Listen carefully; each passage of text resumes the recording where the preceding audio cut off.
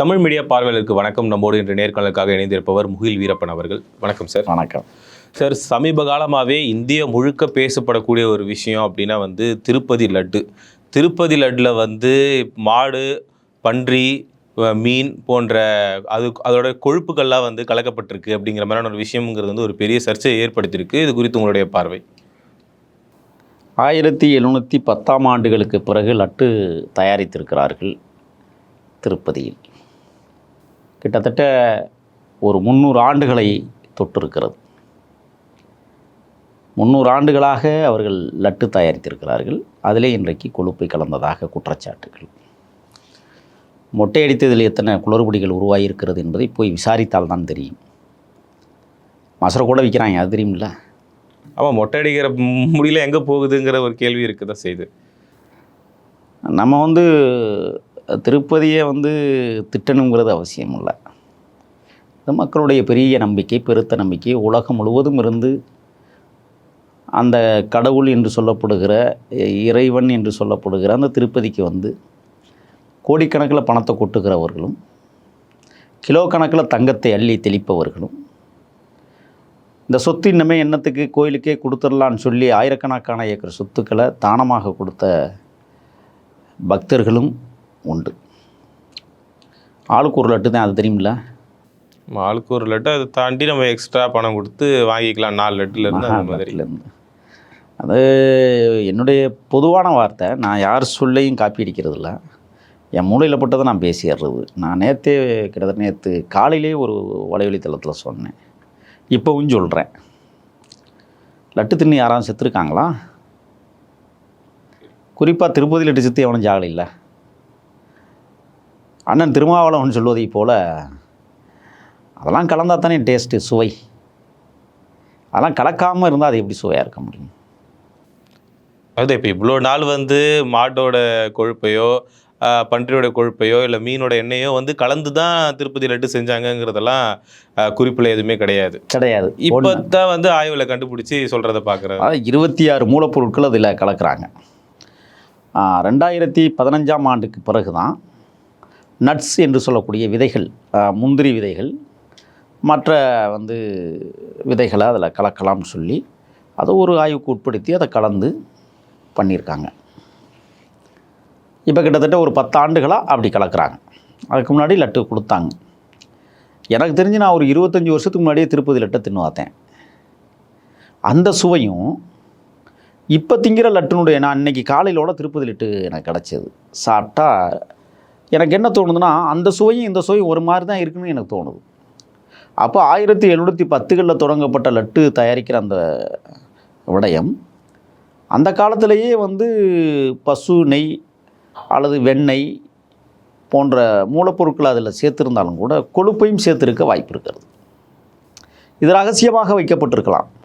இப்போ நான் என்ன கேட்குறேன்னா, சந்திரபாபு நாயுடு இப்போ புதிதாக கண்டுபிடிச்சது மாதிரியும், ஏற்கனவே ஜெகன்மோகன் ரெட்டி தான் இதை கலந்துட்டார்னு சொல்கிற மாதிரியும் ஒரு இதை கொண்டு போகிறாங்க. நான் கேட்குறேன், இதுக்கு முன்னாடி சந்திரபாபு நாயுடு, அதற்கு முன்னாடி அவங்க மாமே அந்த தேசத்தை ஆண்டிருக்கிறாரு. ஏன் இவங்க காலப்பகுதியில் எல்லாம் பரிசோதிக்கலாத?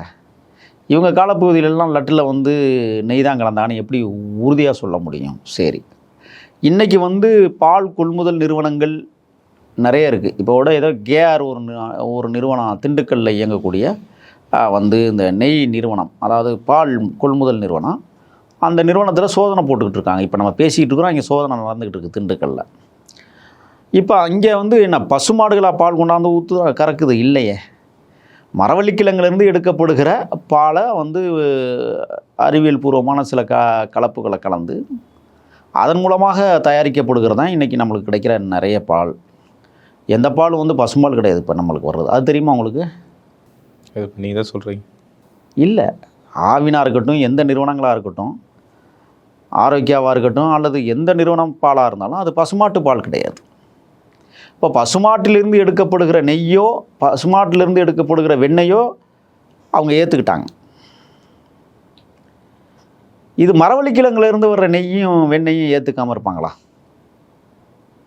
யோசிச்சு பாருங்கள் நீங்கள். அப்போ இவருடைய முரண்பாடுகள் எங்கே தொடங்குதுன்னு சொன்னால், சரி, பசுமாட்டு நெய், பசுமாட்டு வெண்ணெய், பால் தயிர், அது எப்படி சைவமாக இருக்க முடியும்? கொழுப்பு எப்படி அசைவமாக இருக்க முடியும்? கொழுப்பை நீங்கள் அப்படியே உருவி எடுத்துட்டிங்கன்னா அதை ஒரு தாச்சியில் போட்டு நல்லா காய வச்சு அதில் அப்படி போட்டிங்கனாவே அது நெய் பக்குவத்தை கொடுத்துரும். உங்களுக்கு தெரியும்னு நினைக்கிறேன். கொஞ்சம் ஆற விட்டுட்டிங்கன்னா அப்படியே என்ன ஆகும்னா அது மஞ்சள் நிறத்தில் அப்படியே படிஞ்சு போய் கட்டியாக இருக்கும். உடைக்கலாம், நைஸாக இருக்கும். பவுட்ரு அதை காய வச்சோம்னா பவுடராக கூட உருவாக்கிடலாம். நெய்யையும் நீங்கள் அதே மாதிரி பண்ணிடலாமே. அது இப்போ நெய்யை வந்து நீங்கள் என்ன செய்கிறீங்கன்னா அதிகமான குளிர்ச்சியில் வச்சிங்கன்னா நீங்கள் அப்படியே கட்டி போட்டுரும். அப்போ ரெண்டும் ஒரே தன்மை உடையது தான், ரெண்டும் ஒரே மனத்தை குறிக்கிறது தான். நெய்யும் அந்த மனம்தான், கொழுப்பும் அந்த மனம்தான், வெண்ணெயும் அந்த மனம்தான்.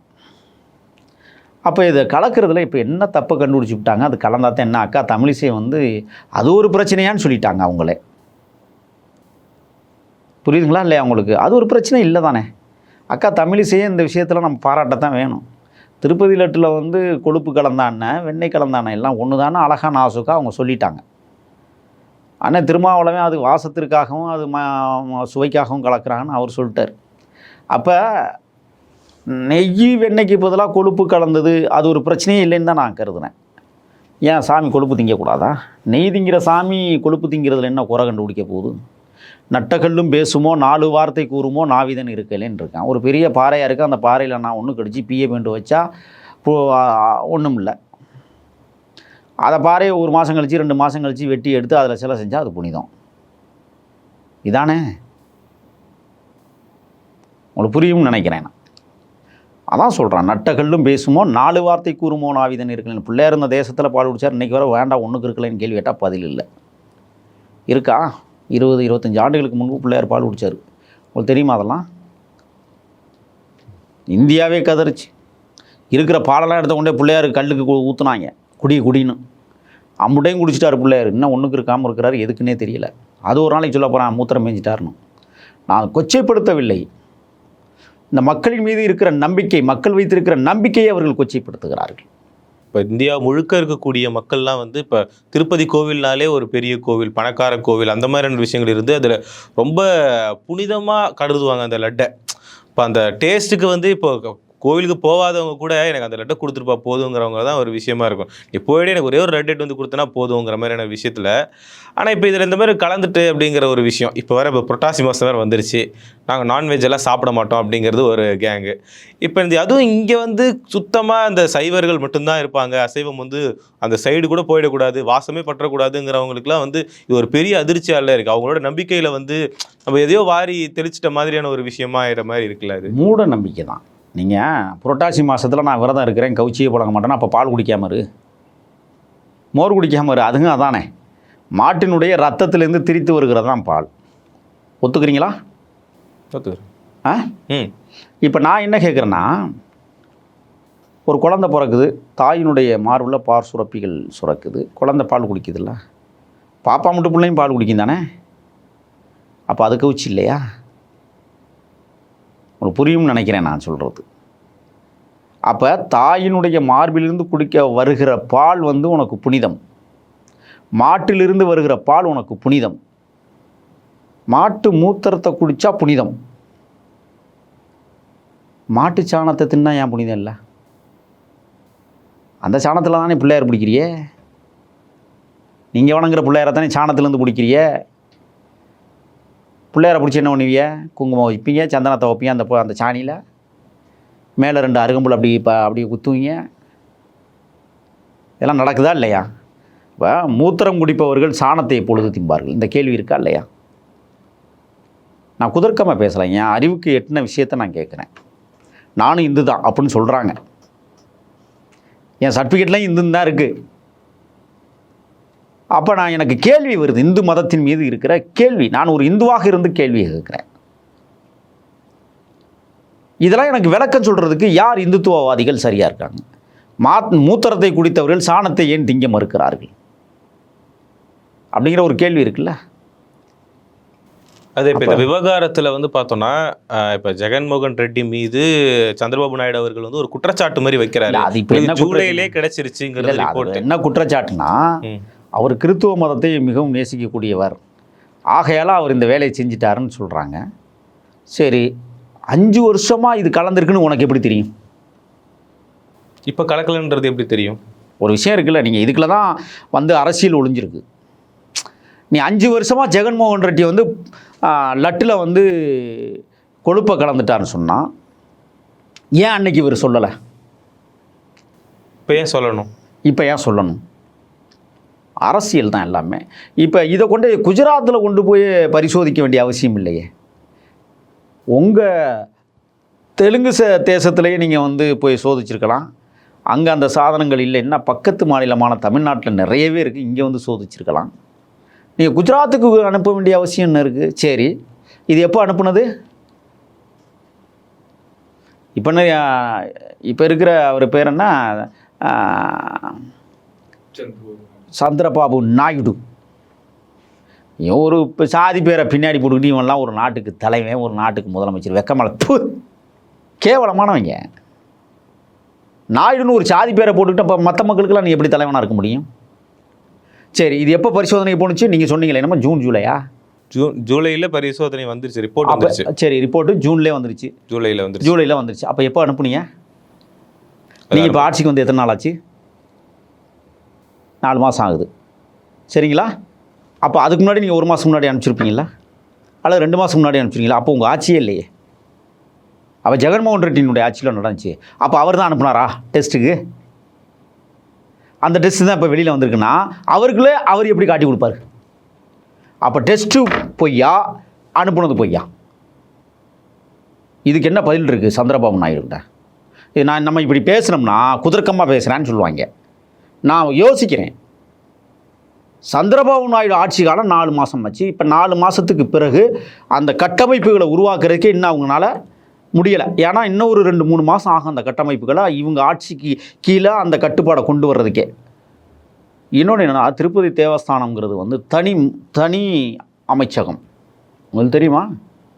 அரசு கட்டுப்பாட்டு இல்லாத ஒரு, ஆமாம், அரசு கட்டுப்பாட்டில் இல்லாத ஒரு அமைச்சகத்தோடு இயங்கக்கூடிய ஒரு நிறுவனம் அது. இன்னும் சொல்ல போனால் கொள்ளையடிக்கிற நிறுவனம் தான் நான் சொல்லணும். இப்போ இங்கே அங்கே வந்து என்ன செஞ்சுட்டா, இப்போ கொழுப்பை கலந்தோம்னு என்ன கொள்ளையடிச்சாங்கன்னு தெரியல, எதையோ மூடி மறைக்கிறதுக்கு இதை கிளப்பி விட்ருக்காங்க.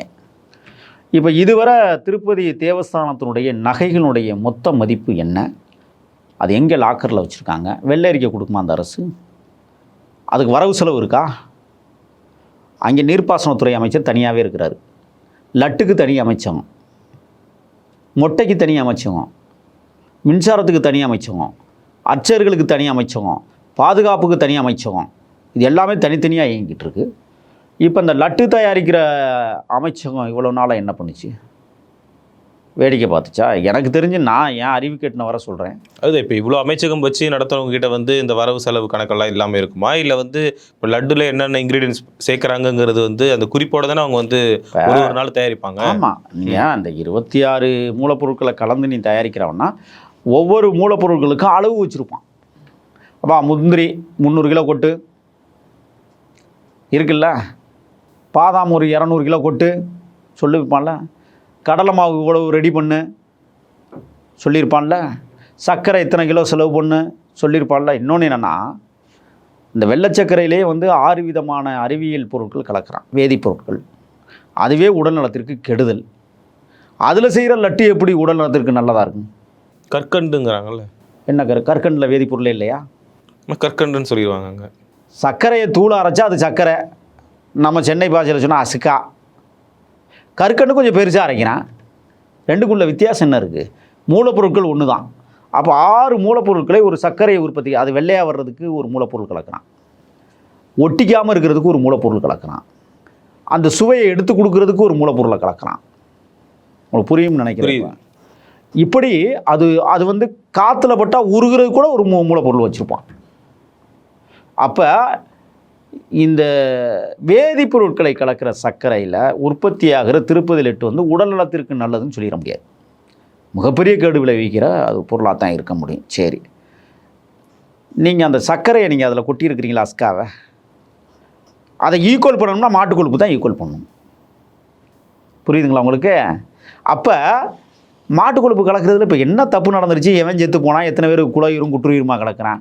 திருப்பதி லட்டு தின்னா இன்னும் ஒரு 5 வருஷம் ஆயில் கூடி இருக்கும். இந்த மாதிரி மாட்டு கொழுப்பை சேர்த்துருந்தா தின்னவெல்லாம் இன்னும் 5 வருஷம் நல்லா இருப்பேன். ஒன்றும் தப்பு இல்லை, ஆரோக்கியமாக தான் இருப்பான். திருப்பதி லட்டு தயாரிக்கிறவனே ஆரோக்கியமாக தான் இப்போ இருப்பான். இனிமேல் வேணால் இதை கண்டுபிடிச்சதுக்கு பிறகு வேண்டாம் அந்த மாட்டு கொழுப்பெல்லாம் சேர்க்குறிய அதெல்லாம் வேண்டாம்னா சீக்கிரம் செத்து போகிறான் அந்த சர்க்கரையை கலந்து. இதுதான் நடைமுறை சாத்தியம். அப்போ இதில் வந்து ஒரு மிகப்பெரிய அரசியல் ஓடிக்கிட்டு இருக்குது இப்போ ஆந்திராவில். ஜெகன்மோகன் ரெட்டியா சந்திரபாபு நாயுடுவா என்கிற ஒரு அங்கே என்னென்னா ஜெகன்மோகன் ரெட்டி இந்த விஷயத்தில் ரொம்ப ஏமாந்துட்டார். நீ திறமையான நிர்வாகத்தன்மையோடு ஒரு ஆட்சியை நீ கடந்த காலங்களில் நடத்தியிருந்தா இன்றைக்கி இது போன்ற குற்றச்சாட்டுகள் வந்திருக்க. நீ 5 வருஷம் கிடச்சின்னு நீ ஓவராக ஆட்டம் போட்டுவிட்டு இன்றைக்கி மல்லாந்து கிடக்கிற. இந்த ரோஷான ஒரு நடிகை தெரியுமா? ஐயோ அது பண்ண பில்டப் இருக்கே, அது அளவு கடந்த பில்டப் பண்ணிச்சாங்க ஜெகன்மோகன் ரெட்டியினுடைய ஆட்சி காலத்தில். அப்போ உங்களுடைய நிர்வாகத்தன்மை கோளாறாகி போனதில் தான் மக்கள் உங்களை வீட்டுக்கு விரட்டினாங்க. வீட்டுக்கு விரட்டினருடைய விளைவு தான் நீ சந்திரபாபு நாயுடு வந்து உங்கள் மேலே குற்றச்சாட்டு வைக்கிறார். இந்த குற்றச்சாட்டுகளுக்கு பதில் அந்த ஆளு சொல்ல முடியாது. ஏன்னா கோயில் நிர்வாகமே வேற எவ்வளோ இயங்குது. அது எப்படி முதலமைச்சர் வந்து அதில் கவனம் செலுத்திக்கிட்டு இருக்க முடியும்? அப்போ என்னக்குவா டெய்லி ஒவ்வொரு லட்டை எனக்கு அனுப்பிச்சி விடுங்கப்பா, நான் பரிசோதிட்டு உங்களுக்கு சொன்ன பிறகு நீ லட்டு தயாரின்னு சொல்லுவாரா? முழுக்க அங்கே இருக்கிற பிராமணர்கள் தான் அதுக்கு முழு பொறுப்பு. ஏன்னா அந்த கோயில் நிர்வாகமே பிராமணால் மட்டுமே லட்டு தயாரிக்க ஆட்கள் தேவைன்னு போட்டாங்க. ஆட்கள் தேவை ஒன்லி பிராமணர்கள், வேறு யாரும் இங்கே போகக்கூடாது. அப்போ பிராமணர்களே இன்றைக்கி வந்து மாட்டு கொழுப்பை கலந்துருக்குறாங்கன்னு சொன்னால் அவங்களுக்கு தெரிஞ்சிருக்கு டேஸ்ட்டு எப்படி இருக்கும், டேஸ்ட்டு எதை சேர்த்தா நல்லாயிருக்கும். அப்போ பிராமணர்களே வந்து லட்டு தயாரிக்கும் போது மாட்டு கொழுப்பை சேர்த்துருக்குறாங்க. பிராமணர்களே வந்து மீன் எண்ணெயை சேர்த்துருக்காங்க. பன்றி கொழுப்பு பத்தாததுக்கு பன்றி கொழுப்பையும் சேர்த்துருக்காங்க. சேர்த்து சுவை பார்த்து எல்லாம் சரியாக இருக்குன்னு தெரிஞ்சதுக்கு பிறகு தானே அதை உருட்டுவாங்க. சோதனை பண்ணியிருப்பான்ல. இல்லை எதுவுமே தனித்தனியாக சேர்க்கப்பட்டதா இல்லை, அந்த நெய்யில் இருக்குது அப்படிங்கிற ஒரு விஷயத்தை தான் அவங்க வந்து ஒரு கம்ப்ளைண்டாக வைக்கிறாங்க. நான் என்ன கேட்குறேன்னா, பசுமாட்டு நெய்னா அப்போ நெய் சைவம் கொழுப்பு அசைவமா? இது என்ன கணக்குன்னு எனக்கு புரியவே இல்லை. நான் அதுக்கு தான் முதவே விளக்கம் சொல்லிட்டேன். நெய்யும் கொழுப்பும் ஒரே வகை சார்ந்த புரோட்டீன் தான், புரதச்சத்துக்கள் தமிழில் ரெண்டுமே புரதச்சத்து தான். இப்போ என்ன இப்போ குறைஞ்சி போயிடுச்சு? நீங்கள் என்ன குறைஞ்சி போயிட்டீங்க நீங்கள்? நான் திருப்பதி கோயிலுக்கு போனதில்லைங்க. இனிமேல் தான் லட்டு வாங்க போகணும்னு ஆசைப்படுற நேரத்தில் இப்போ வந்து எனக்கு சைவ லட்டு பிடிக்காது, அசைவ லட்டு தான் எனக்கு பிடிக்கும். இப்போ இதுவரை தயாரித்த அசைவ லட்டு வந்து நான் தின்றுருக்கிறேன். இனிமேல் கோயிலுக்கு நான் போகிறதா இருந்தால் அசைவ லட்டு கிடச்சா வாங்குவேன், இல்லைன்னா வாங்க போகிறதில்ல.